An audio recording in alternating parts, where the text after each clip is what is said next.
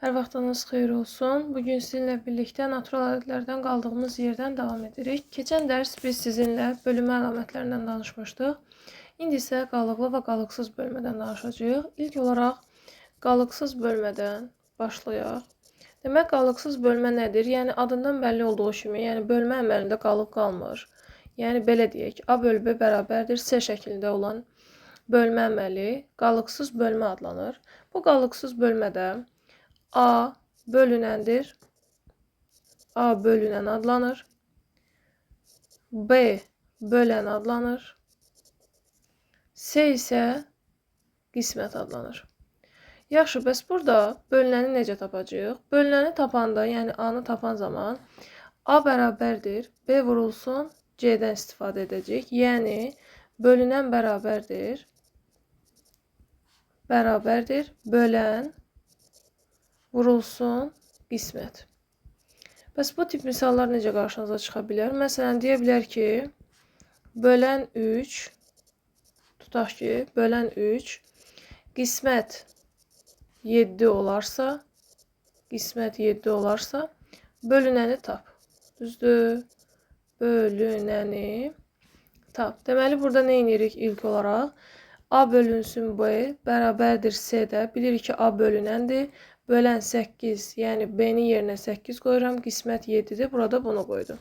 A-nı tapanda dedik ki, B-ni C-yə vururuq. Düzdür? Yəni 8-i vururuq 7-yə.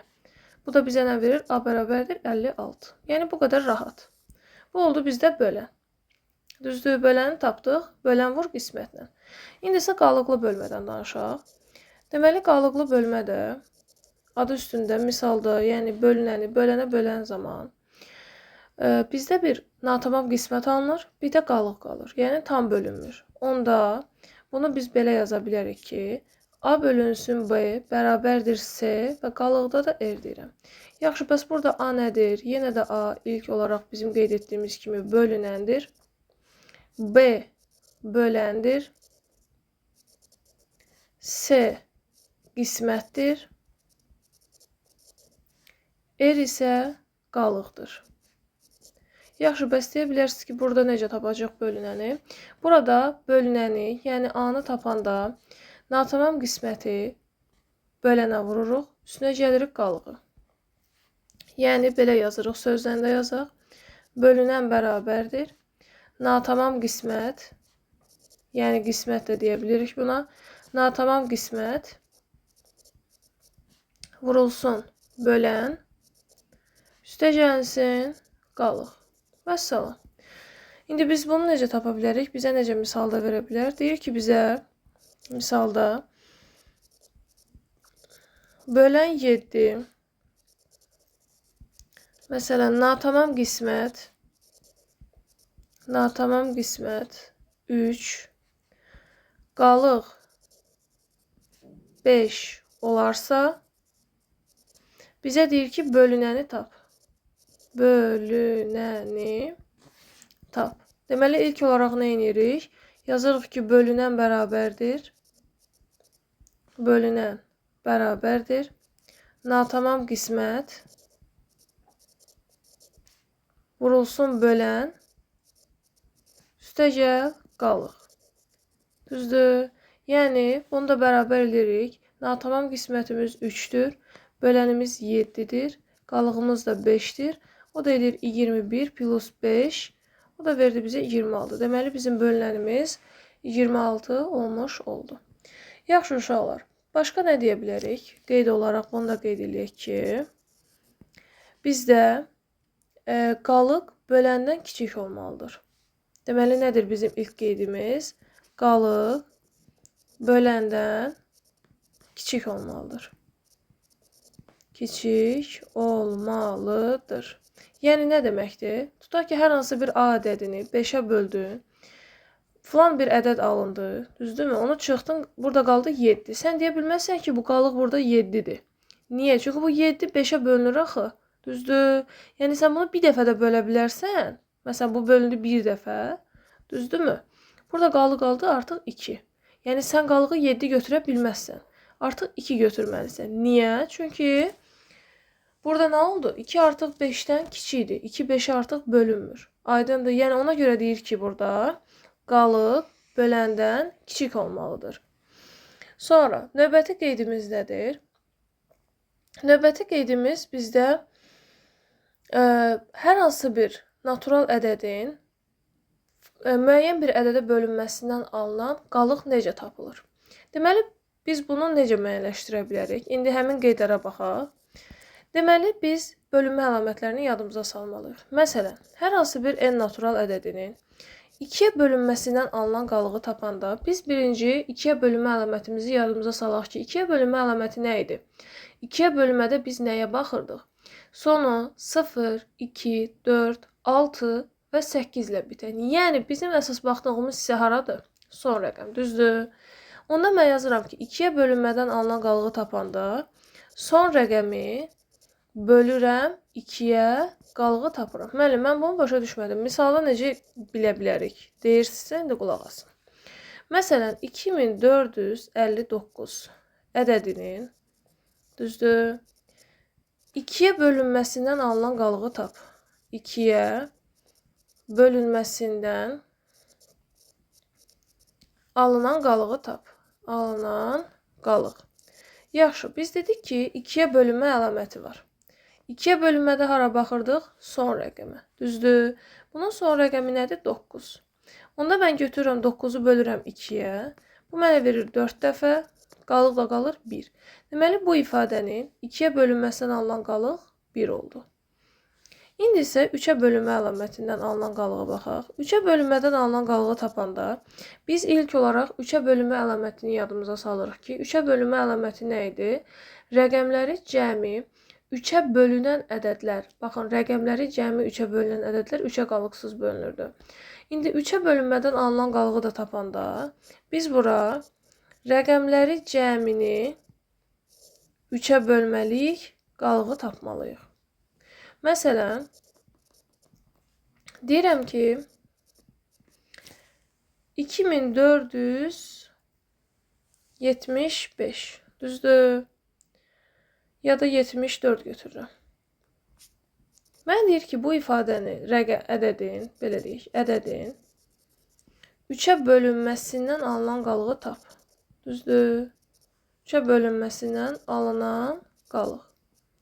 3-ə bölünmədən alınan qalığı tapanda ilk olaraq nə edirik? Rəqəmləri cəmləyirik.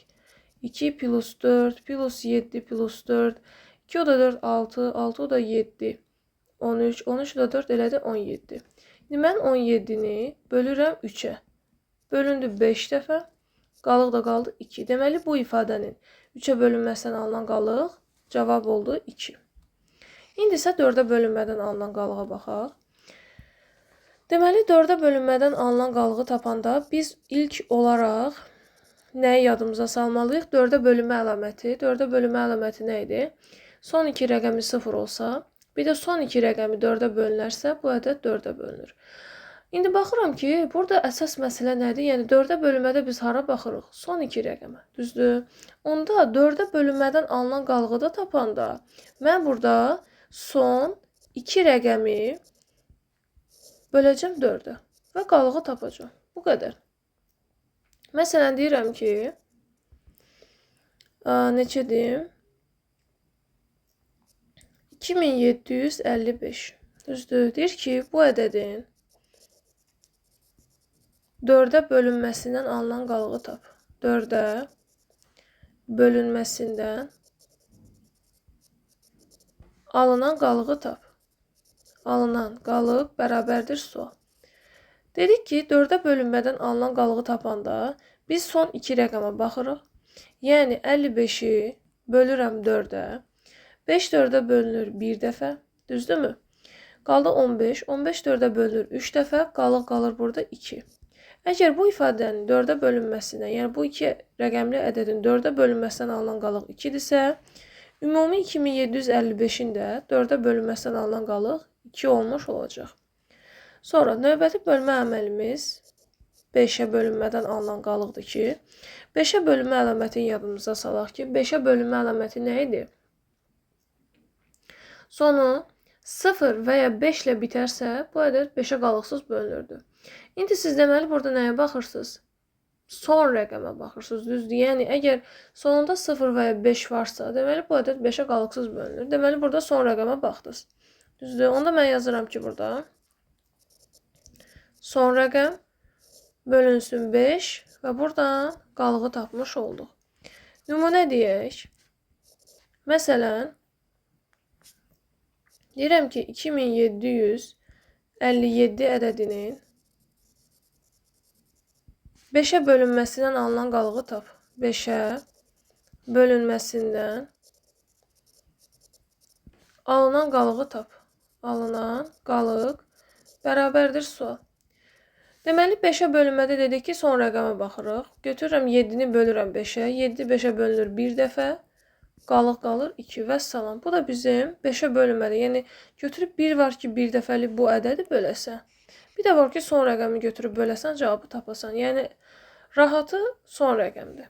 Sonra 8-ə bölünmədən alınan qalıq qaydamız var. Deməli 8-ə bölünmədən alınan qalığı tapanda sən yenə də 8-ə bölünmə əlamətini yadına salırsan ki, sən 8-ə bölünmədə hara baxırdın? Biz 8-ə bölünmə zamanı son 3 rəqəmə baxırdıq, düzdür? Yəni son 3 rəqəmi 0 olarsa və ya son 3 rəqəmi 8-ə bölünərsə, bu ədəd 8-ə bölünürdü. Düzdür? Yəni biz hara baxırıq? Son 3 rəqəmə baxırıq. Düzdürmü? Yəni son 3 rəqəm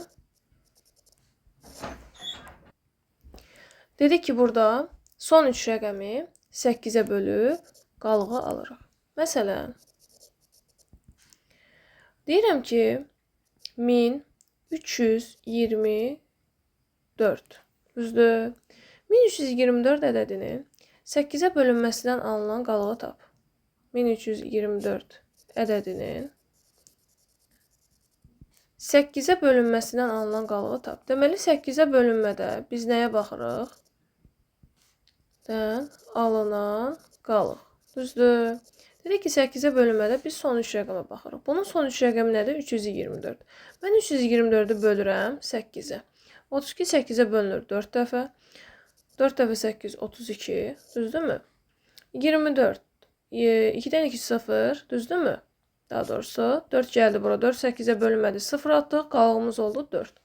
Deməli 1324 ədədinin 8-ə bölünməsindən alınan qalıq oldu 4. İndi isə 9-a bölünmədən alınan qalığa baxaq.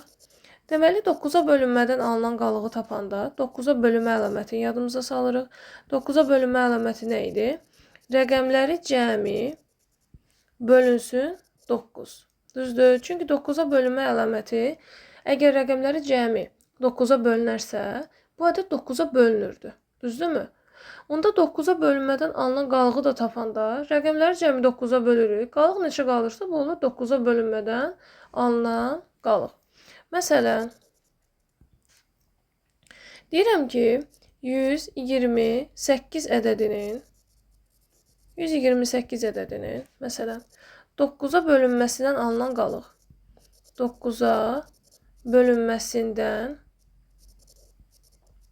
alınan qalıq bərabərdir sual. Düzdür? İndi nə edirik? Rəqəmləri cəminə baxırıq. Rəqəmləri cəmi nə verəcək bizə? 1 plus 2 plus 8, o da elədi 11, düzdürmü? İndi 11-i 9-a bölürük. Bir dəfə qalıq da oldu 2. Düzdür? Yəni bu ifadənin, bu ədədin 9-a bölünməsindən alınan qalıq bizdə oldu 2. Son olaraq 10-a bölünmədən danışaq. 10-a bölünmədə biz nəyə baxırdıq? Son rəqəmi 0 olarsa bu ədəd 10-a bölünürdü. Yəni son rəqəmə baxırıq. Düzdürmü? Yəni son rəqəm bölünsün 10. Buradan qalığı aldıq. Məsələn, 1278 ədədinin 10-a bölünməsindən alınan qalıq. 10-a bölünməsindən alınan qalıq deyir. Düzdür? Alınan qalıq. Deməli, ilk olaraq biz nəyə baxırıq? Bunun son rəqəminə baxırıq. Bunun son rəqəmi 8-dir. 8-i mən 10-a böldüyüm zaman burada 8 ondan kiçik olduğuna görə elə burada avtomatik mən yazıram ki, qalığımız elə 8-dir. Vəssalam, yəni 8 ona bölünmür tam olaraq. Yəni ondan kiçik olduğuna görə elə bizim qalığımız 8 olmuş olacaq. Yəni bu oldu bizdə bölünmədən alınan qalıqlar. Yaxşı, bəs burada bitdimi? Xeyr. İndi bununla bağlı bir neçə əlavə nümunəyə baxaq. Məsələn,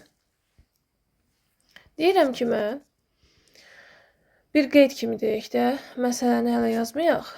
Bir qeyd kimi deyək. Əgər A, B və C ədədləri verilib, düzdür? Hər hansı bir natural ədədlərdirsə. A, B və C hər hansı bir natural ədədlərdirsə. Məsələn, A-nın C-yə bölünməsindən alınan qalıq hər hansı bir M1, düzdürmü? B-nin C-yə bölünməsindən alınan qalıq hər hansı bir M2 olsun. Düzdür? Yaxşı, bəs indi bu əsas məsələ burada nədir? Hər ikisinin C-yə bölünməsi. Baxın, açar burada hər ikisinin C-yə bölünməsidir. Məsələn, burada bizim qarşımıza necə çıxa bilər buna aid misallar? Sizin qarşınıza belə çıxa bilər ki, məsələn, A üstəgəl B-nin C-yə bölünməsindən alınan qalığı deyir ki, tap. Düzdür, bölünməsindən alınan qalıq. C-yə bölünmədən alınan qalığı tapanda bu cəmin. Yazıram A üstəgəl B böl C qalıq. Bunu belə yazaq. Deməli, burada bizim köməyimizə qalıq çatır. Yəni, qalıq nədirsə, gətirirsən A-nın yerinə. B-nin qalığı nədirsə, onda gətirirsən B-nin yerinə qoyursan. Bölürsən C-yə və qalığı tapırsan. Vəssalam, buradan da qalığın cavabı alınmış olur. Məsələn, deyirəm ki, A-nın 8-ə bölünməsindən alınan qalıq, tutaq ki, hər hansı bir ədəddir. 8-ə bölünməsindən alınan qalıq deyirəm ki, 2-dir. Düzdür? Sonra deyirəm ki, B-nin 8-ə bölünməsindən alınan qalıq, 8-ə bölünməsindən alınan qalıq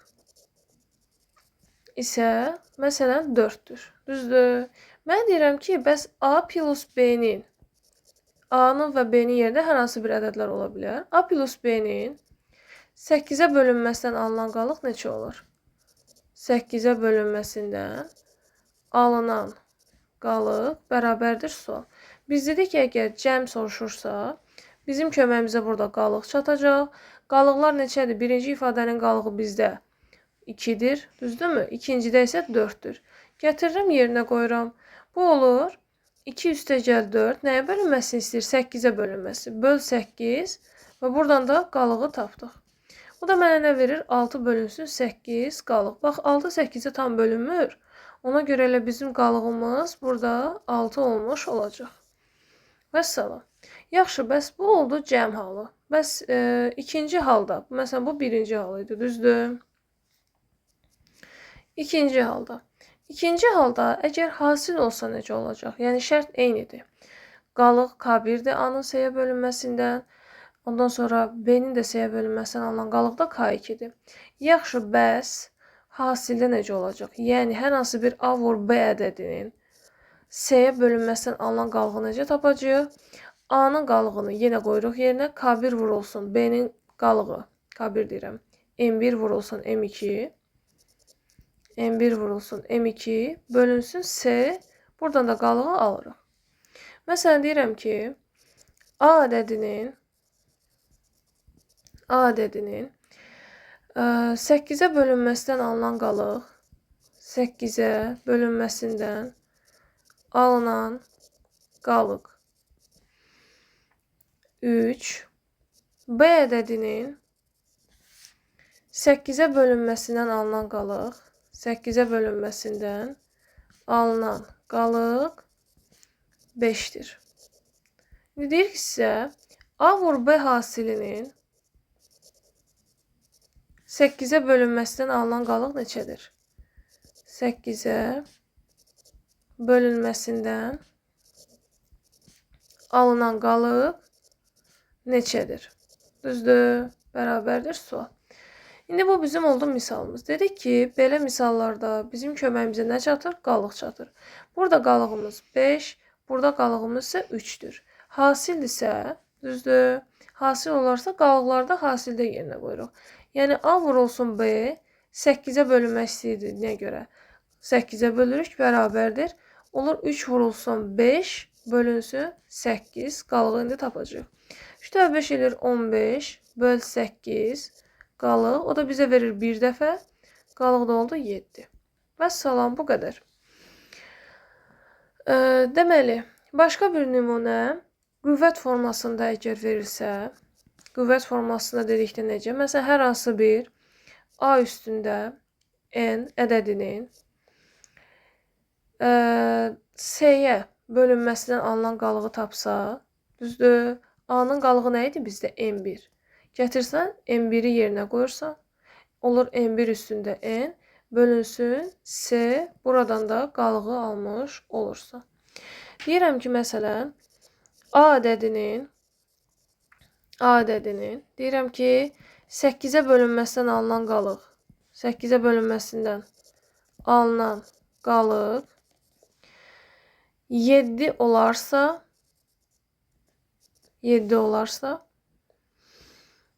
deyirəm ki, bəs A kvadrat ədədinin 8-ə bölünməsindən alınan qalıq nə olur? Deyirəm ki, A kvadrat ədədinin bəs 8-ə bölünməsindən alınan qalıq neçə olar? Düzdür? Biz dedik ki, əgər qüvvət formasında verilirsə, gətirirsən, həmin burada A-nın yerində qalıq qoyursan. Düzdür? Qalıq çatır bizim köməyimizə. Niyə? Çünki hər ikisi 8-ə bölünmədi. İkisində də eynidir. Gətirirsən, qalığı qoyursan yerinə. Onda bunun həlli necə olacaq? A kvadrat bölünsün 8-dir. Onda A kvadratın yerinə qoyuram 7-nin kvadratı bölünsün 8. Yəni 49 bölünsün 8-ə. Düzdür? 49 8-ə bölünür 6 dəfə. 6 dəfə 8 48. 49-dan 48-i çıxanda qalığımız qalır 1. Vəssalam. İndi məsələn bu tiplərdən bizim qarşımıza necə misallar çıxa bilər? Məsələn ona baxaq. Deyir ki bizə 4447 vurulsun 6378 ədədinin 5-ə bölünməsindən alınan qalığı tap. 5-ə bölünməsindən alınan qalıq. Düzdür? İlk olaraq baxıram ki, biz demişdik ki, hasildən necə olurdu? İlk ifadənin qalığını tapırıq, sonra ikincisini tapırıq, qalıqları bir-birinə vuruq, təzədən neçə bölünməsini istəyirdisə, orada yerinə yazırdıq. Məsələn, 4447-nin 5-ə bölünməsindən alınan qalığı tapanda, ilk olaraq mən buradan bunun son rəqəmini 5-ə bölməliyəm. Düzdür? Bunun son rəqəmi nədir? 7. 7-ni 5-ə bölürəm 1 dəfə, qalıq olur 2. Aha, bunun qalığını tapdıq. İndi ikinci ifadədə bunun 5-ə bölünməsindən alınan qalığı tapanda yenə son rəqəmi bölürəm 5-ə, 1 dəfə, qalığımız oldu 3. Vəssalam, qalıqları tapdıq. Bunun qalığı 2, bunun qalığı oldu 3. Gətirib qalıqları yerinə qoysam, olur 2 vurulsun 3. Neçəyə bölünməsini istəyir? 5-ə bölünməsini, düzdür? Bir də bu hasili bölürəm 5-ə. Düzdürmü? 2 dəfə 3 edir 6 bölünsün 5. Bu verir bizə 1 dəfə. Qalığımız da olur 1. Deməli, bu ifadənin hasilinin 5-ə bölünməsindən alınan qalıq 1 olmuş oldu. Məsələn, başqa hansı tip çıxa bilər qarşınıza? Deyir ki, sizə B-nin 7-yə bölünməsindən alınan qalıq 7-yə bölünməsindən alınan qalıq 5 olarsa, sizə deyir ki, məsələn, B kvadrat plus 2B ifadəsinin 7-yə bölünməsindən alınan qalığı tap. Düzdür? Biz dedik ki, belə misallarda bizim açarımız nədir? Təbii ki də qalıqdır. Düzdür? Burada hər ikisində 7-yə bölünmədir, düzdürmü? Burada da 7-yə bölünmədir, burada da 7-yə bölünmədir. Burada qalıq nədir? 5-dir. Gətirirəm onda B-nin yerinə 5-i qoyuram. Bu olur 5-in kvadratı, üstə gəl 2 vurulsun 5. O da eləyir 25 plus 10, 35, düzdürmü? İndi mən bu 35-i götürürəm, bölürəm 7-yə. Niyə 7-yə bölürük? Çünki 7-yə bölünmədən alınan qalıq istəyir. 35-i 7-yə böldük 5 dəfə. 5 dəfə 7, 35, qalığımız da oldu 0. Vəssalam. Qalıq deməli yoxdur burada. İndi sizinlə danışaq. Sadə ədəd nədir? Mürəkkəb ədəd nədir? Sadə ədədlər yalnız özünə və 1-ə bölünən ədədlərə sadə ədədlər deyilir. Nə oldu sadə ədədlər? Yalnız 1-ə və özünə bölünən ədədlər. Özünə bölünən ədədlər. Yaxşı, bəs buna nə nümunə göstərə bilərik? Məsələn, 2, 3, 5, düzdürmü? 2 nəyə bölünür? 2-yə də bölünür, 1-ə də bölünür, 3, 1-ə də bölünür, 3-ə də bölünür, düzdürmü? Yalnız özünə və bir də 1-ə bölünür. 5, 1-ə və 5-ə bölünür. Məsələn, 7 deyə bilərik, düzdürmü? 11 deyə bilərik. Yəni, yalnız özünə və bir də 1-ə bölünür. Yaxşı, bəs mürəkkəb ədədlər nədir? Mürəkkəb ədədlər 2-dən çox böləni olan ədədlərdir. Deməli, mürəkkəb ədədlər nə oldu? 2-dən çox böləni olan ədədlər mürəkkəb ədədlər adlanır. 2-dən çox böləni olan ədədlər. 2-dən çox böləni olan ədədlər nə deməkdir? Yəni, həm özünə bölünsün, həm 1-ə bölünsün və bir dənə də başqa bir ədədə bölünsün. Məsələn, götürürəm 4. Düzdür? 4 2-yə də bölünür. 1-ə də bölünür. 4-ə də bölünür. 6 2-yə də bölünür, 3-ə də bölünür, 1-ə də bölünür, 6-ya da bölünür. Nə oldu bu? Özünə bölündü, 1-ə bölündü, 2 dənə də əlavə 1-ə də bölündü. Deməli, 6 mürəkkəbdir. Məsələn, 4-ə baxın. 4 özünə bölündü, 1-ə bölündü, bir dənə də özündən bu 2 dənədən əlavə başqa bir ədədə bölündü. Yəni, biz bunlara ürək rahatlığı ilə mürəkkəb ədədlər deyə bilirik. Yaxşı, bəs müəllim, burada 1-i biz niyə heç yerə yazmalıyıq? Çünki 1 nə sadədir, nə də mürəkkəbdir. Nə yazırıq? 1 nə sadə, nə də mürəkkəbdir. Bu qədər. 1 nə sadə, nə də mürəkkəbdir. Bunu da qeyd eləmiş olduq. İndi isə gələk bizim qarşımıza natural ədədlərdə çox yəni geniş rast gəlinəcək bir söz, belə deyək, qarşılıqlı sadə ədədlər. Qarşılıqlı sadə ədədlər nədir? Bir-biri ilə heç bir ortaq vurğu olmayan ədədlər. Qarşılıqlı sadə ədədlər. Bir-biri ilə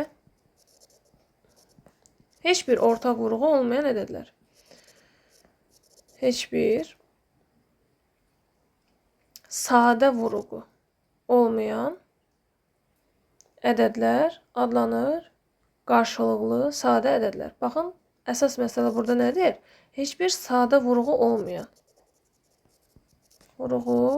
olmayan ədədlər. Yəni, belə deyək də, nümunə göstərək. 2 və 3. Bu 2 ilə 3-ün birdən başqa ortağı yoxdur. Ay müəllim, yaxşı, bu bir ortaqsa biz bunları niyə qarşılıqlı sadə götürürük? Biz nə dedik? Bir-biri ilə heç bir sadə vurğu, ortaq sadə vurğu olmayan ədədlər. Ortağı da qeyd eləyək bura. Heç bir ortaq sadə vurğu olmayan ədədlər qarşılıqlı sadə ədədlərdir. 2 və 3 qarşılıqlı sadədir. Düzdür? Nümunə göstərək. 3 və 4 qarşılıqlı sadədir.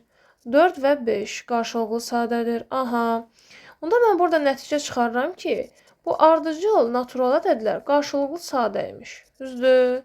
Deməli, ardıcıl natural ədədlər nə imiş? Qarşılıqlı sadə imiş. Ardıcıl natural ədədlər qarşılıqlı sadə imiş. Yaxşı, müəllim, bir dənə ardıcıl natural ədəddir. Xeyr. Sadə ədədlər imiş. İndi başqa hansı ədədlərə baxaq? Məsələn, deyirəm ki, 3 və 5. Düzdür? 3 və 5. 5 və 7. Bir-biriyle ortaq vurğuları yoxdur ki. Yalnızca heç bir ortaq, yəni vurğu yoxdur bunların. 7 və 9. Ay müəllim. Və 9 burada mürəkkəbə də deyil axı. 9 mürəkkəbdir. Sadəcə qarşılıqlı sadə deyil. Mürəkkəb ayrı, qarşılıqlı sadə ayrı. Məsələn 9 və 11. Nə olsun? Onda bunlardan nəticə çıxarıram ki və bilirəm ki, keçən dərsə qulaq asmışam ki, deyə bilərəm ki, burada 3 ilə 5, 3 ilə 5 ardıcıl tək ədəddir müəllim. Deyirəm, yaxşı. Onda burada nəticə çıxır ki, ardıcıl tək ədədlər qarşılıqlı sadədir. Qarşılıqlı sadədir. Vəssalam. Dedim ki, ardıcıl tək ədədlər necədir? Qarşılıqlı sadədir. Əla, bunu da bildik. Yaxşı, müəllim, elə bunlar ardıcıl naturalla elə ardıcıl tək. Vəssalam, bundan bitdi. Xeyr. Məsələn, başqa ədədlər də ola bilər. Nümunə göstərək, başqa bir nümunə. Deyirəm ki, 2 və 11. Aha, 2 ilə 11 qarşılıqlı sadədir. Heç bir ortaq vurğu yoxdur. Deyə bilərəm ki, 3 və 7. Düzdürmü? 5 və 9. Yəni, nə qədər istəyirsiniz. Gördünüz ki, onun ortaq vurğu yoxdur. Deməli, bu qarşılıqlı sadədir. Başa düşdük. Yəni, heç bir ortaq vurğuları yoxdur bunların. Vəssalam. İndi isə sadə vurğulara ayırma nədir? Ondan danışaq. Sadə vurğulara ayırma. Deməli, sadə vurğulara ayırma hər hansı bir ədədin sadə vurğuların hasili şəklində göstərilməsinə ədədin sadə vurğulara ayrılması deyilir. Ədədin sadə vurğuların hasili şəklində göstərilməsi. Baxın, sadə vurğuların hasili şəklində göstərilməsi sadə vurğulara ayrılmadır. Sadə vurğuların hasili şəklində göstərilməsi nədir? Məsələn, mən 12-ni götürüb 6 vur 2 kimi yazsam, bu sadə vurğulara ayrılma deyil. Müəllim, niyə? Çünki 6 sadə ədəd deyil axı. 6 mürəkkəb ədəddir. Düzdür? Onda bunu atdıq. Bu sadə vurğulara ayırma deyil. Sonra digərinə baxaq. Yaxşı, bəs müəllim, sadə vurğulara ayırma necə olur? Sən belə bir xətt çəkirsən. Ən kiçik sadə ədədin nədir? 2. Birinci 2 ilə başlayırsan. Bu 12 2-yə bölünürmü? Bəli, müəllim, bölünür. 12-ni 2-yə bölürsən 6. 6 2-yə bölünürmü? Bəli, müəllim, bölünür. Böldün 3-ə. 3 2-yə bölünürmü? Xeyr. 3 artıq nəyə bölünür? 2-dən sonraki sadə ədəd nədir? 3-dür. 3-ü 3-ə böldün? 1. Deməli, 12 bərabərdir. 2 vurulsun 2, vurulsun 3. Artıq buna deyə bilərəm ki, bu bir sadə vurğulara ayrılmadır. Sadə vurğulara ayırmadır. Vəssalam. Yaxşı, müəllim, və bu tiplərdən bizim qarşımıza necə çıxacaq? Yəni, bu sadə vurğulara ayırma ilə bununla bitirmi? Təbii ki də xeyr. Məsələn, sənə hər hansı bir ədəd verir. Məsələn, A1 üstündə K1, A2 üstündə K2 və s. AN üstündə KN. Müəllim, A1, A2 nədir? Müəllim, mənim başım qarışdı. Qarışmasın. İndi nümunə ilə göstərəcəm. A1 üstü K1, A2 üstü K2, AN üstü KN şəklində ədəd verilib. Yaxşı, müəllim, burada nə başa düşəcəm mən? Əgər sənə deyirsə ki, sadə vurğuların sayını tap. Sadə vurğuların sayı deyəndə, burada üstəkiləri toplayırsan. Yəni, K1 plus K2 plus KN şəklində olacaq. Yaxşı. Bəs burada mənə qarşıma çıxır ki, müəllim, deyir ki, müxtəlif sadə vurğuların sayını tap. Müxtəlif sadə vurğu nədir axı, müəllim? Bax, müxtəlif sadə vurğu deyəndə, burada hansı ədədlər varsa, məsələn, bax, bu, tutaq ki, 2 üstündə 5-dir. Müəllim, niyə elə olur? Çünki bunlarda üstündə K1 olması, o deməkdir ki, nə qədər 2 varsa hamısını yığır başına. Məsələn, bu ola bilər ki, 2 vur, 2 vur, 2 vur, nə bilim, 3 vur, 3 vur, 3 vur, 5 vur, 5 vur, 5-dir. Düzdür, tutaq ki. Burada neçə dənə 2 var? 3 dənə. Bunu yazırsan 2 üstü 3. Yəni, bu artıq eyniləri özünə toplanmış bir haldır. Düzdür. Artıq burada 2 varsa, bu 2 ola bilməz. Aydındır. Yəni, müxtəlif sadə vurğuların sayı deyirsə, buradakıların hamısı bir-birindən fərqlidir. Məsələn, burada olsaydı A1 vur, A2 vur, A3, artıq bil ki, bunların hər biri fərqli ədədlərdir. 2-dir, 3-dür, 5-dir. Vso. Bunlar oldu belə. Neçə dənə müxtəlif sadə vuruq olur onda? Burada neçə dənə ədəd varsa o qədər. Yəni n dənə. Başa düşdük? N dənə deməli müxtəlif sadə vuruq var. Yaxşı, bəs sadə bölənlərin sayı necə olur? Bəs sadə bölənlərin sayı. Yaxşı. Sadə bölənlərin sayını dedikdə, yaxşı, bəs mənim orada necə olur? Deyirəm ki, biz bayaq nə dedik? Bax, bunların hamısı sadə ədədlərdir, düzdür? Yəni, bunlar sadə ədədlərdə yığıblar bir yerə. Məsələn, 2 üstü 3, 3 üstü 5, nə bilim, 5 üstü 2. Bunlar hamısı sadə ədədlərdir. Yəni, səndən sadə bölənlərin sayını soruşduqda, artıq burada neçə dənə ədəd varsa, onları sayını yazacaqsan və salam. Yəni, burada n dənədirsə, n dənə yazacaqsan. Yaxşı, bəs mənim müxtəlif sadə bölən söhbəti də var axı. Onu bəs necə eləyəcək? Müxtəlif sadə bölən deyirsə, o da eyni qayda. O da n-ə bərabərdir. Day müəllim, nə oldu? Hamısı n oldu. Bəli, hamısı n olacaq. Niyə hamısı n olur? Yenə deyirəm. Bunlar, məsələn, 5 dənə də 2 vur, 2 vur, 2 vur, 2 olsa, hamısını bir yerə yığılmış halıdır bu. Yəni, sən 2-dən bu hallarda görə bilməzsən. Bu, tutaq ki, 3 üstü 4-dür. Yəni, bu bütün 3-ləri özünə yığan ədəddir. Yəni, müxtəlif sözü varsa, hərəsindən, məsələn, burada 2-dir, 3-dür, 5-dir, 7-dir, nə bilim, neçədirsə, onları bir yerə yığırsan, məsələn, 2, 3, 5 var. Müxtəlif sadə bölənlərin sayı neçə olur? 3 dənə. 2-dən var, 3-dən var, 5-dən var. Mənə nə orada 2-dən 7 dənə var, 3-dən 5 dənə var. Mənə müxtəlifləri soruşur. Mənə cəmi demir ki, neçə dənə sadə vurğu var. Müxtəliflərin sayını soruşur. Onda burada nəticə çıxır ki, müxtəlif sadə bölənlərin sayı da elə n olacaq. Vəssalam. Yaxşı, müəllim, mən indi bunu bir də nümunə ilə göstərin, qoy tam otursun da beynimə. Yaxşı, indi nümunəyə baxaq. Deyirəm ki, məsələn, 120 ədədinin 120 ədədi üçün indi bunu hesablayaq. Deyirəm ki, 120 ədədi üçün bunların hamısını hesablayaq da. İndi qısa konkret.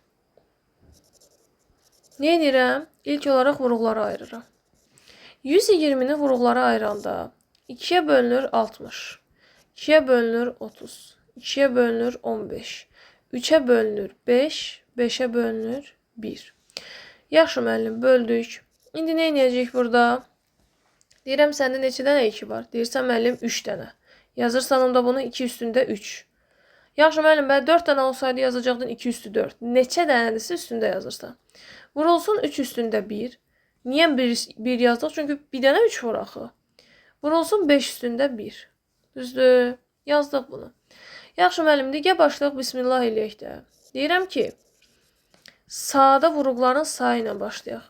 Sadə vuruqların sayı nədir? Üstdəkiləri toplayırsan. 3 plus 1 plus 1. Elədi 5. Düzdür? Sonra deyirəm ki, yaxşı, bunu bildik. Sadə vuruqların sayı deyirsə, yəni neçə dənə sadə vuruğun var? Düzdür? Buldu 5 dənə. Demir ki, müxtəlif. Düzdür? Neçə dənə sadə vuruq var? Burada artıq cəmi götürürsən. Yaxşı, bəs desək ki, sadə bölən. Sadə bölən desə, sayırsan. Neçə dənə sadə ədədin var burada? Sadə bölənləri say. 2-dir, 3-dür, 5-dir. Yazdın. Neçə dənə var? 3 dənə. Vso, yazdım bunu. Müxtəlif sadə bölən desə, müxtəlif sadə bölən də yenə 3 dənədir. Niyə, müəllim? Axı niyə? Bala 2 ayrıdır, 3 ayrıdır, 5 ayrıdır. Müxtəlifdir də bunlar, düzdür? Yəni, sadə bölənlərin sayını da istəsən, yenə burada 2, 3, 5 sadə ədədlərdə onları yazırsan. Vəssalam. Yaxşı, bəs müxtəlif sadə vuruqların sayı desə, müxtəlif sözünü görürsən. Müxtəlif nə deməkdir? Müxtəlif fərqli deməkdir. Yəni, eyni olmasın.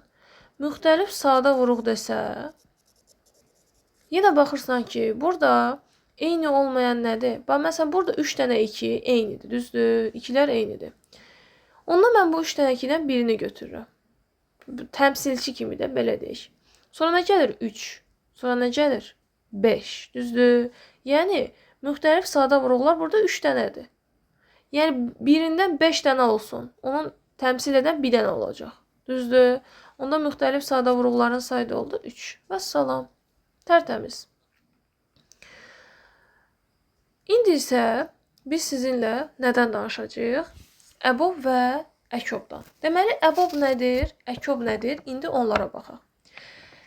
Əbob açılışı ən böyük ortaq bölən deməkdir. Deməli, əbobun açılışı nədir? Ən böyük ortaq bölən. Düzdür? Ən böyük ortaq bölən deməkdir. Bəs müəllim, əbobu biz qaydasını necə deyə bilərik? Əbobun qaydası belədir ki, A və B ədədlərinin hər ikisinin bölündüyü, bax, hər ikisinin bölündüyüdür amma, hər ikisinin bölündüyü ən böyük ədəddir. A və B ədədlərinin hər ikisinin bölündüyü ən böyük ədəd adlanır A və B-nin əbobu. Yaxşı müəllim, əbobun nəsə qaydasını bildik, başa düşdük. Yaxşı, bəs bu əbobu necə tapırıq? Elə əbob deyirlər ha. Biz bunu necə tapırıq? 1. Sadə vuruqları ayırırsan. Nə edirsən? Sadə vuruqları ayırırsan. Düzdür? Ayırdın. Sadə vuruqları ayırmanda bildik də, sadə vuruqların hasili şəklində göstərməkdir. Götürüb sadə vuruqların içində 4-dən 6 zad yazmayın. Sadə vuruqlar 2, 3, 5, 7, düzdürmü? Yəni bu ardıcılla getməlidir. Yaxşı müəllim, başa düşdük. 2. Yaxşı, bəs sonra sadə vuruqları ayırdıq. Müəllim, ondan sonra nə edəcək? Götürürsüz, ortaq olanları, eyni olanları, ortaq olanları götürürsüz. Düzdür? Hər birində eyni olan vuruğu götürüb yazırsınız. Yazırsınız və bir-birinə də vurursunuz. Vəssalam. Və bir-birinə vurursunuz. Yaxşı müəllim, bu nə deməkdir? İndi gəl bir dənə nümunə göstərək. Deyirəm ki, məsələn, əbob 20 ilə 50. Düzdür? Yaxşı. İndi gəl götürüm yazım bunu. 20, 2-yə 10, 2-yə 5, 5-ə 1. Götürüb 20-ni yazmayayım. 4-ə 5, 5-ə 1. 4 sadə vuruq deyil. Yaxşı. Bunu silin beyninizdən. Deməli, burada 20 nəyə bölündü? Ən kiçik sadə vuruq 2-yə bölündü. 10, 10 2-yə bölündü. 5, 5 5-ə bölündü. 1. 50. Götürürsünüz 2-yə bölürsünüz. 2-yə bölünürmü? Bəli. Hardan bilirəm? Sonunda 0 var. Sonunda 0 varsa deməli 2-yə bölünür. 50 2-yə bölündü 25. 25 nəyə bölünəcək? Sonunda 5 var. Nəyə bölünəcək? 5-ə bölünəcək. 25 5-ə 5, 5-ə 1 dəfə. İndi ortaq olanları götürürəm. 2 burada var, burada var. 2 vurulsun. 5 burada var, burada var. 2 dənə 5, bir dənə 5 kimi yazılır. 2 dənə 2, bir dənə 2 kimi yazılır. Yəni 2 dənə eyni olan ədəd bir dənə yazılacaq. Bir dənə vuruq kimi yazılır, doğru. 2 dənə 5 neçə elədi? 10 və salam. Bu qədər. Yaxşı müəllim, bəs əkob nədir? Yaxşı, indiki əkobdan danışaq. Əkobun açılışı ən kiçik ortaq bölünən deməkdir. Düzdür? Əkobun açılışı nə oldu? Ən kiçik ortaq bölünən deməkdir. Yəni A və B ədədlərinin hər ikisinə bölünən ən kiçik natural ədəd. Bax, müəllim, əbobda da eyni idi. Xeyr. Əbobda necə dedik? A və B natural ədədlərinin hər ikisinin bölündüyü dedik əboba. Amma əkobda nə dedik? A və B ədədlərinin hər ikisinə bölünən ən kiçik natural ədəd. Ən kiçik natural ədəd. Bölünəndir ya. Diqqətli olun. Natural ədəd əkob adlanır. Yaxşı. Müəllim, əkobu necə tapırıq? Qaydasını başa düşdük. 1.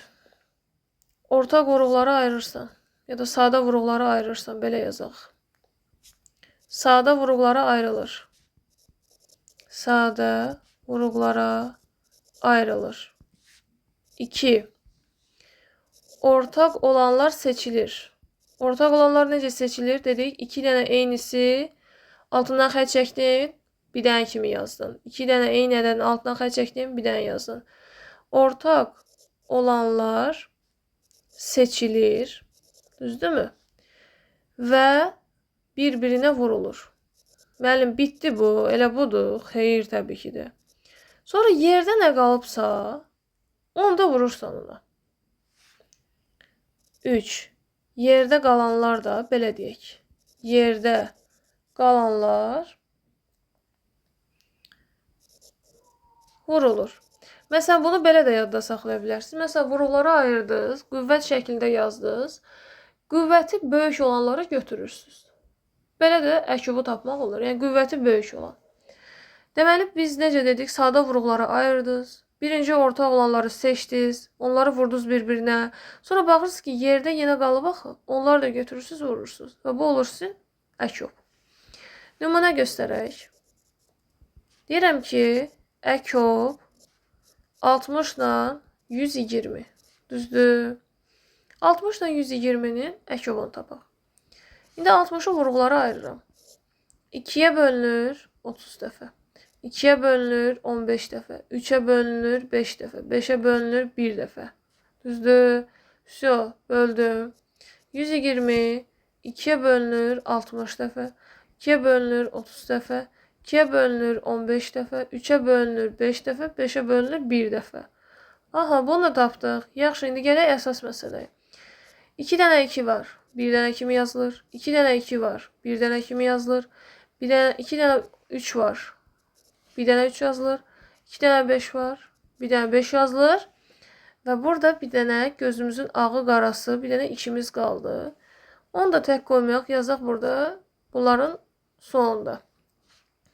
2 dəfə 2 4, 4 dəfə 5 12, 12 dəfə 5 60, 60 dəfə 2 elədi 120. Deməli, 12 ilə 60, 120 ilə 60-ın əkob oldu 120. Və salam. Artıq əbubu da tapa bilirsiniz, əkobu da tapa bilirsiniz. Bu qədər. İndi sonda sizə biraz tapşırıq verim. Videonun altında cavabları yazarsınız. Məsələn, əbub. Deyirəm ki, burada neçə demişdim? Hə. Məsələn, burada demək istəyirəm ki, 40 ilə 80-i tap. Əbub, məsələn, 60 ilə 90-ı tap. Əbub, 35 ilə 45-i tap. Bunlar əbuba aid.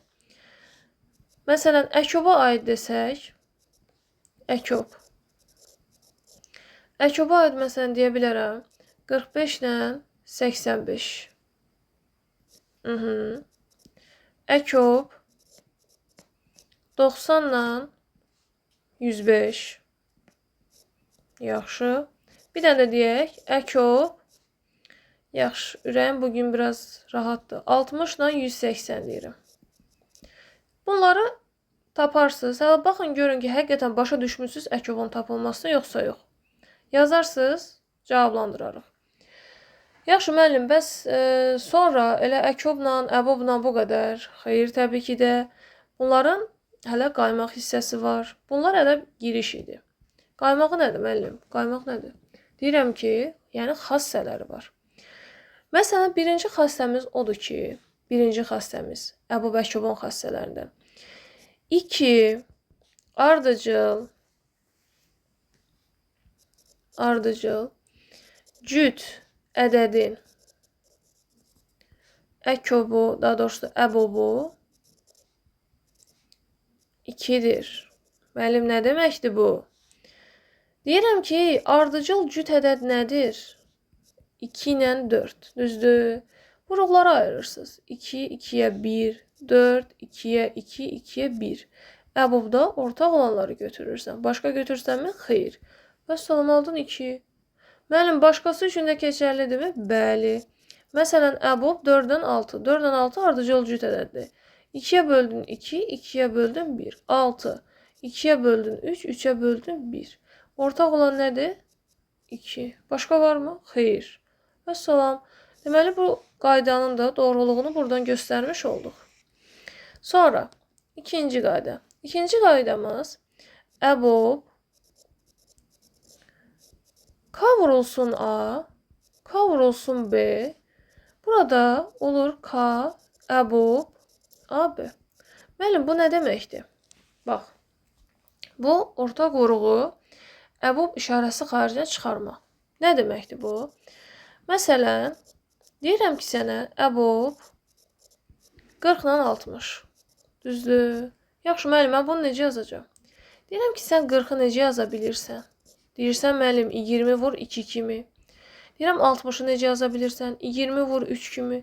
Deyirəm, vəssalam da, sənin ortağın nədir burada? Deyirsən, 20. Onda deyirəm, sən 20-ni çıxara bilirsən çölə. Deyirsən, bəli. Olur, əbob 2 ilə 3 qalır içərdə. Müəllim, niyə? Bu 20 vur 2-dən 20-ni çıxartdın çölə. 20 vur 3-dən də 20-ni ayırdın çölə. Qaldı 3. Vəssalam, burada 2 qaldı, burada 3. Bu qədər. Yaxşı, müəllim, bu 2 ilə 3-ün əbobu nədir? Deyirəm, bunların ortaq vuruğu var. Deyirsən, müəllim, yoxdur. Deyirəm, yoxdursa, götürürsən, yazırsan 20 onsuz qabaqda var idi. Əbob, əgər heç bir ortaq vuruğu yoxdursa ədədlərin, onların əbobu 1-dir. Yəni, cavab elədir 20. Müəllim, bu indi hesablasaq belə olacaq? Bəli, elə olacaq. Məsələn, hesablayaq. 42-yə böldük 20. 2'ye böldük 10. 2'ye böldük 5. 5'e böldük 1. 60'ı 2'ye böldük 30. 2'ye böldük 15. 3'e böldük 5. 5'e böldük 1. Ortaq vuruqlar 2 vur. Ortaq vuruqlar 2 vur. Ortaq vuruqlar vur 5. Düzdür. 2 dəfə 2 4. 4 dəfə 5 elədi 20. Vəssalam. Bu qədər. Yəni ikisində də eyni cavabı aldıq. Sadəcə bu məncə daha rahatdır. Bunu bildikdən sonra artıq bu yola baxmayacaqsınız. Bax, bunu görürsünüz. Buna baxmayacaqsınız artıq. Buna öyrənin. Məsləhətimdir. Yaxşı, bəs bunun müəllim əkob üçün olan xassəsi eynidir? Bəli. Əkob KA, KB. Bu bəs nədir? Deyirəm, bu da eyni qayda ilə K-nı çıxarırsan çölə. Olur əkob AB. Vəssalam, eyni nəticədir. Yaxşı, müəllim, bildik. Bunu da başa düşdük. Yaxşı, növbəti bir qayda. Məsələn, bu da sizin qarşınıza çıxa bilər. Əbob AB vurulsun əkob AB. Bərabərdir. Elə A vurulsun B-ni verir. Yox, müəllim, bu necə A vur B verə bilər? Deyirəm, gəl yoxlayaq. Yəni, iki ədədin əkobuna vuranda elə A vur B verir. İndi inanmırsa, gəlin baxaq. Sadə bir nümunə göstərirəm. Yazıram ki, əbob 4-dən 6 vurulsun əkob 4-dən 6. Düzdür. İndi mən bu 4-dən 6-nı vuruqlara ayıranda 4-ü vuruqlara ayırdım 2, 2, 2-yə 1. 6-nı 2-yə ayırdım 3, 3-ə 1. İndi bunların əbobunu tapanda əbob 4-dən 6 ortaq nədir burada? Bir dənə 2-dir. Düzdür, başqa var? Yox. Əkobuna baxıram. Əkob 4-dən 6. Düzdür. Birinci ortaqları seçirsən, sonra yerdə nə qalırsa onu vurursan. Yəni elədir 12. Yəni bu deyir ki, əbobu əkoba vuranda cavab 4 vur 6-dan 24-dür. Həqiqətən də sən bunun əbobunu hesabladın 2 oldu. Əkobunu hesabladın 12 oldu. Bu 2 vur 12 də elə sənə 24 verir də. Düzdür. 4 dəfə 6 da 24 verir. Vəssalam. Yəni, düstur doğrudur. Yaxşı, müəllim, növbəti düstur nədir? Növbəti düstur ortaq olmayan sadə vuruqların hasilidir. Yəni, bu tip sizin qarşınıza çox çıxa bilər. Necə? Yəni, deyir ki, ortaq olmayan sadə vuruqların hasili falan ədəddir. Əbobu tap. Düzdür. Deməli, biz burada S-ni ortaq olmayan Sadə vuruqların hasili şəklində göstərək. Sadə vuruqların hasili deyək. Düzdürmü? S. Müəllim, bəs bu S bizim nəyimizə lazımdır? Yəni, hansı düsturda bizim köməyimizə çatacaq? Dedik axı, əbobda və əkobda S düsturları var. Məsələn, əbob AB, düzdür? Əbob AB bərabərdir kök altında AB böl S. Və yaxud da yaza bilərsiniz ki, əbob kvadrat AB bərabərdir AB böl S. Yəni, eyni nəticəyə gəlir. Cavab eynidir. Yaxşı, bəs əkob AB nədir? Əkob AB də bərabərdir kök altında ABS və yaxud da bunu əkob kvadratı AB bərabərdir ABS kimi də yaza bilərsiniz. Vəssalam. Bu da əbob əkobun növbəti düsturları oldu. Sonra biz sizinlə nəyə baxacağıq? Məsələn, buna aid bir də nümunəyə baxaq. Tam aydın olsun sizə. Deyir ki, A vurulsun B bərabərdir 288. S bərabərdir 2 olarsa, əbob AB bərabərdir sual. Düzdür? Əbob AB bərabərdir sual. Biz dedik ki, əbob kvadratı AB ilə də yaza bilərsiniz. İndi sizə hansı rahat gəlirsə. İkisi ilə də yazacağım. Əbob kvadrat AB bərabərdir AB böl S. AB-nin qiyməti 288 böl 2. 288-i 2-yə böləndə 144 edir. Yəni, buradan aldın ki, əbob kvadratı AB sənə 144 verir. Sonra düşünürsən, oturursan, fikirləşirsən. Nəyin kvadratı sənə 144 verir? Yəni, hansı 2 eyni ədədi bir-birinə vurduqda 144 alırsan? Cavab olur 12. Yəni, 12-ni 12-yə vuranda 144 elədir. Bu, məsələn, köksüz yoldur da, kök olmayanda. Kökü başa düşmədi, tutaq ki. Kökdə necə olacaq? Yenə yazırsınız, əbob AB bərabərdir. Kök altında AB böl S-dir də. Yəni, kök altında 288 böl 2. Yenə də elədir, kök altında 144. Yenə düşünürsünüz ki, kök altında 144 nədir? 144 12-nin kvadratı dedik. Düzdür? Baxın, bu kökün dərəcəsi 2-dir. İnşallah kök dərsində izahında görəcəksiniz. Kökün dərəcəsi 2-dir. Bu 2 ilə bu kök gedir. Çıxır modulda 12. Düzdür? O da bizə elə verir 12-nin özünü. Yaxşı, müəllim, bəs bunun əkob olan versiyası necə olacaq? Biz dedik ki, əkob AB, əkob kvadratı AB yazaq. Əkob kvadratı AB bərabərdir kök altında ABS-dir. Düzdür? Yəni, kök altında 288 bizdə AB-nin qiymətidir, S-nin qiyməti də 2-dir.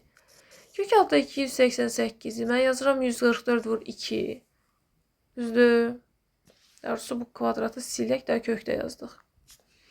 144 vur 2 vur 2. Baxın, 144 12-nin kvadratıdır. 2 vur 2-ni yazıram 2-nin kvadratı kimi. Bunlar dedik ki, cüt dərəcə kökü aparır, yox edir. Yəni, bu 12-nin kvadratı kökdən çıxacaq bir dənə 12 kimi. O bir dənə 12-dən biri özünü fəda etdi. 2-nin kvadratı da çıxır 2 kimi. Yəni, 12 vur 2 də bizə verdi 24. Və digər variantı da yazaq. Bayaq onu yazırdıq. Keçid elədik bu birisinə. Əkob kvadratı AB bərabərdir. Biz dedik ki, bu yazılır A vur B vur S kimi. Düzdür? Əkob kvadratı AB bərabərdir 288 vur 2. Bu da bizə verir 576. Siz düşünürsünüz ki, 576 nəyin kvadratıdır? Ədədlərin kvadratlarını bilməliyik uşaqlar. Əkob AB bərabərdir 24. Yəni 24-ü 24-ə vurduğumuz zaman cavab bizə 576 vermiş olacaq. Müəllim, bitdi. Xeyr, təbii ki də. İndi isə biz sizinlə danışırıq. A və B əgər qarşılıqlı sadə ədədlər olarsa.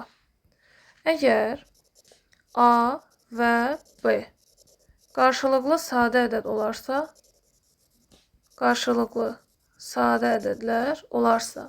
sadə ədədlər dedik nədir?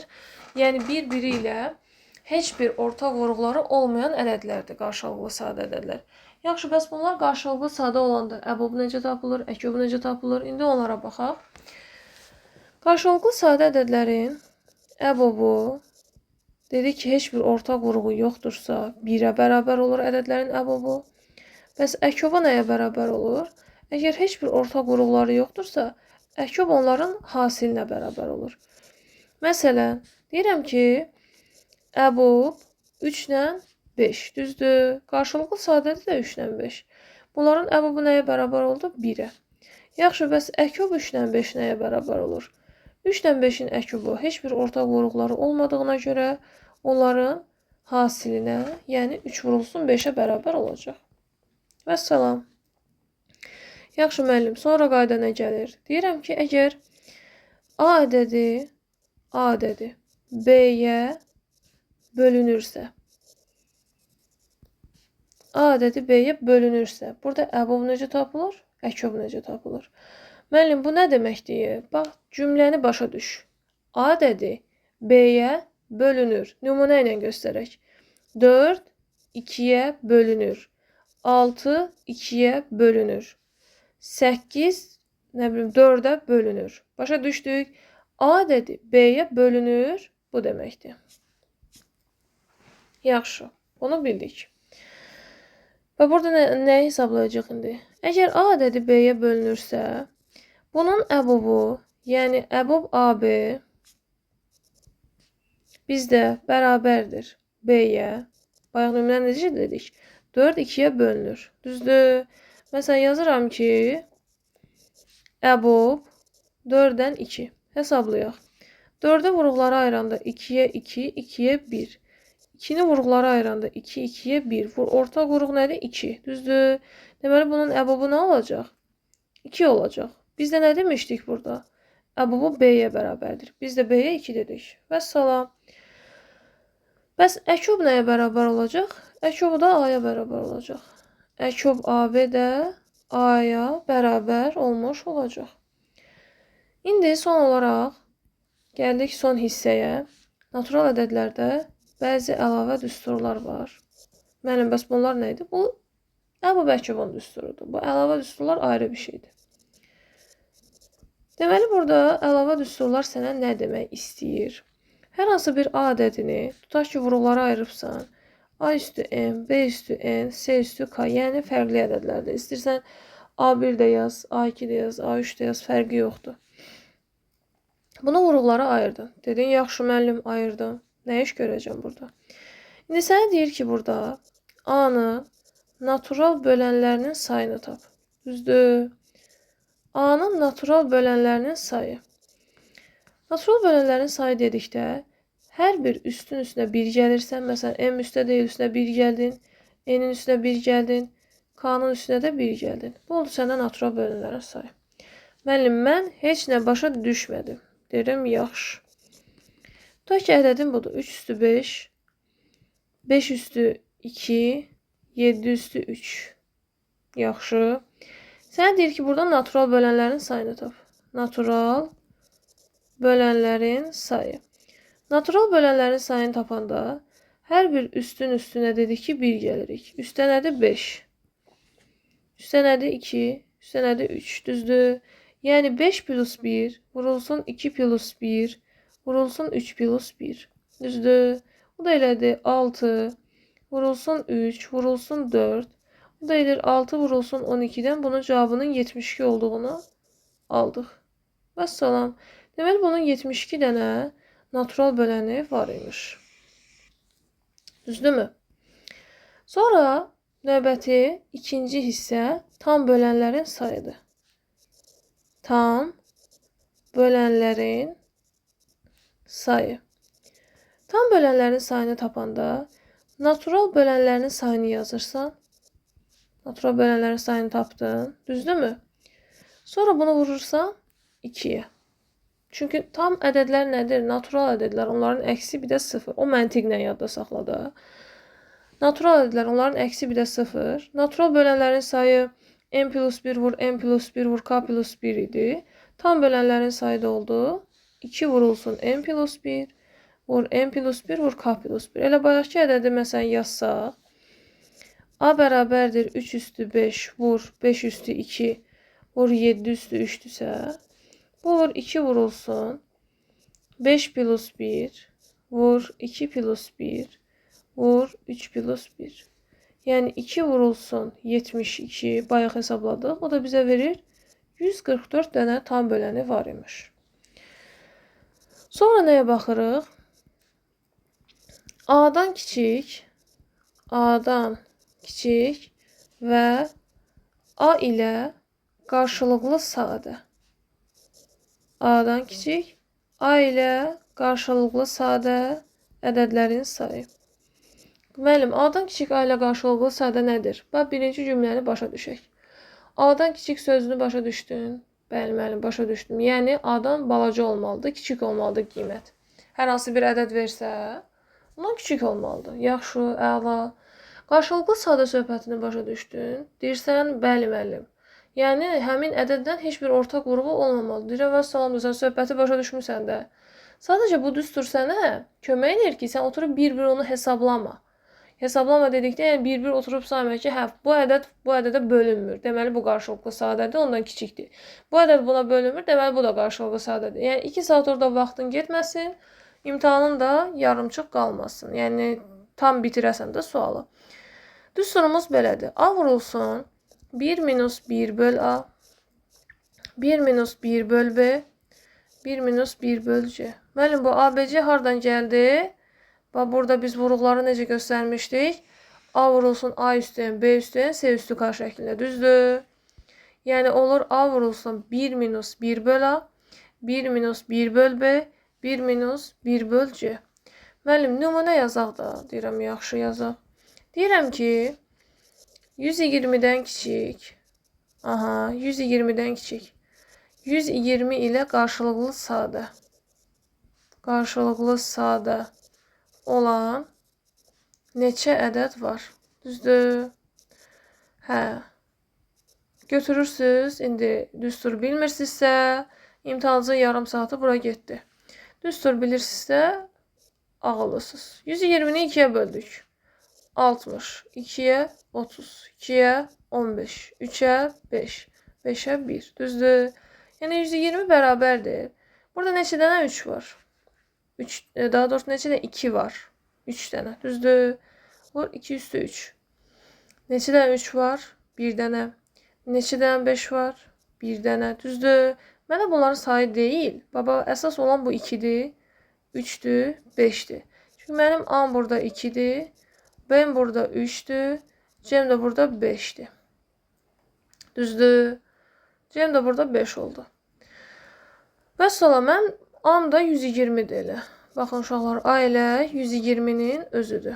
Onda gətirib yazsam, 120 vurulsun, düzdür? 1 minus 1 böl A-da yazıram 1 minus 1 böl 2. 1 minus 1 böl B-də yazıram 1 minus 1 böl 3. 1 minus 1 böl C-də yazıram 1 minus 1 böl 5. Düzdür? O da elə 120 vurulsun. Baxın, uşaqlar, bu 1-dən 2-də 1-i çıxmaq nə deməkdir? Yəni, 1, bunun məxrəcindəki ədəd 2 olduğuna görə mən bu 1-i yazıram 2-də 2. Müəllim, başa düşmədim, niyə yazdığı 2-də 2? Bax, 2-də 2 nə deməkdir? 2 böl 2 deməkdir. 2-ni 2-yə böləndə nə verir? 1. Və salam, eyni şeydir. 2-də 2 çıx 2-də 1.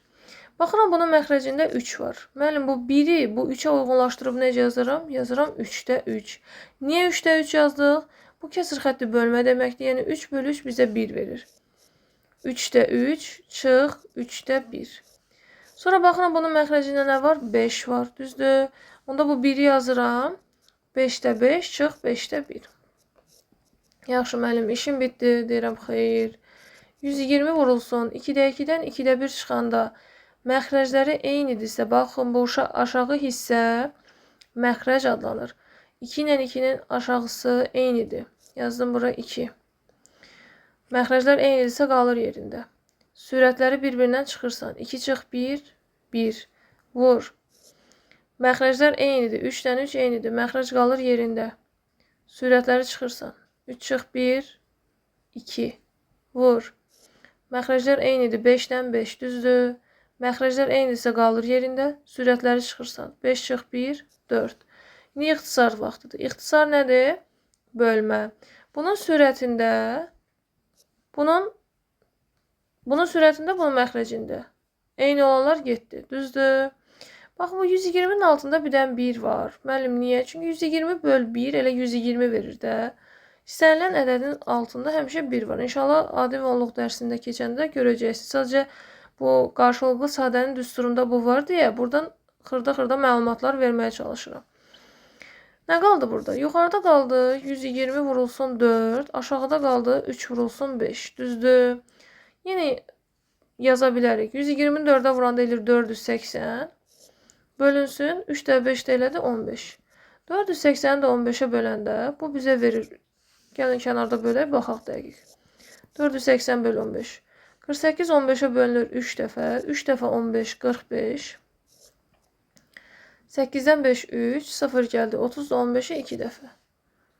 Deməli 32 dənə 120-dən kiçik, 120 ilə qarşılıqlı sadə ədədimiz oldu. İndi biz bunu düsturdan tapdıq. Düsturu bilməsəydi nə olardı? Heç nə, pulsuz konsert.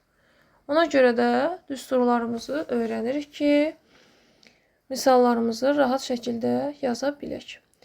Dərsimiz bu qədər uşaqlar. Ümid edirəm ki, faydalı olub sizə. Burada Əbub Əkub hissəsində qeyd etdiyim sualları cavablandırmağı və aşağıda qeyd eləməyi unutmayaq. Dərslərimizdə yaxşı oxuyaq.